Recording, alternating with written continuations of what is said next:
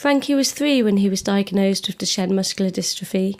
His legs would give way and he fell over all the time. By the time he was 7, he needed an electric wheelchair, and by the time he was 10, he lost the use of his arms too. It was around this time that the care became too much for our mum to cope with. Her mental health meant she wasn't able to cope with bringing up a child with such high needs. Our brother Frankie came to live with us, me and my sister.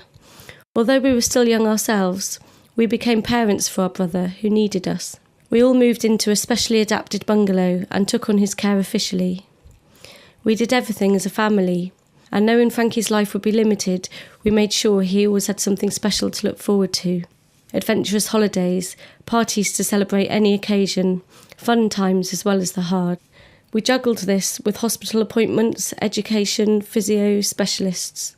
Hope House was a sanctuary, a home away from home, somewhere safe where we could go and visit to allow us a break and to have expert advice.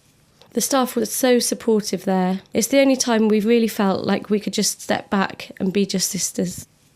We were on holiday in Blackpool when Frankie became ill. He was in pain and wasn't able to come off his oxygen. Thankfully, we managed to make the journey to the safety of Hope House, which we knew would be the best place we could take him. It was a huge relief to get him there, yet the most intense week. Our sole focus was Frankie, and we didn't want to leave his side, not for a single second. We took it in turns to sit and hold his hand, talk to him, comfort him, wash him, and let him know how much love we had for him.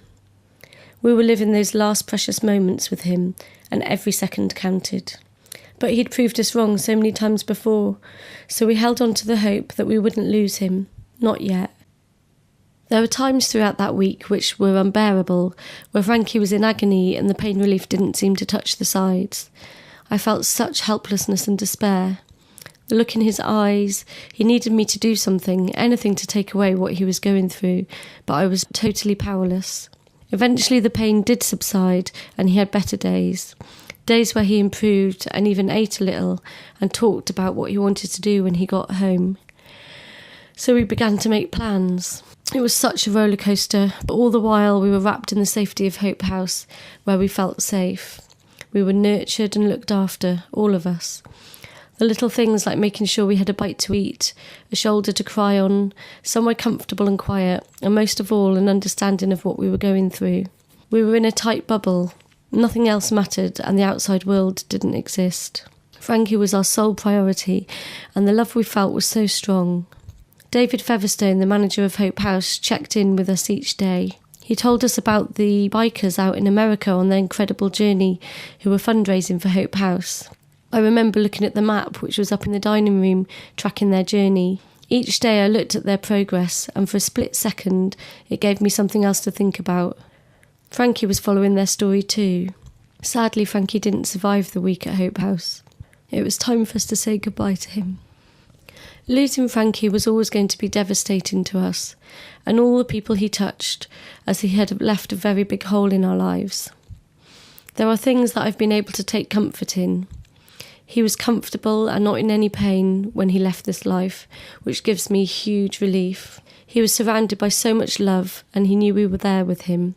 We were able to respect his end-of-life wishes, and the staff at Hope House supported us in coming to terms with letting go, which is the hardest thing I've ever had to do.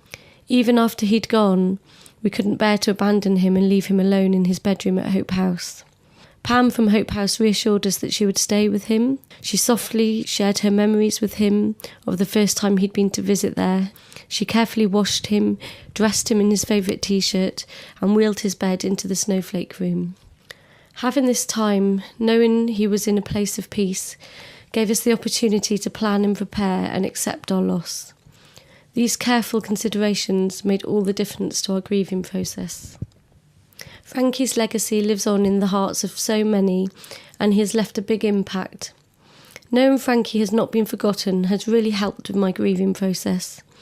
I was so touched to hear about the connection the bikers had made with Frankie's story during that last week of his life. The team of inspirational bikers had not met our brother Frankie, but had chosen to acknowledge his life and all he had been through, and I can't express how much that has impacted on us as a family.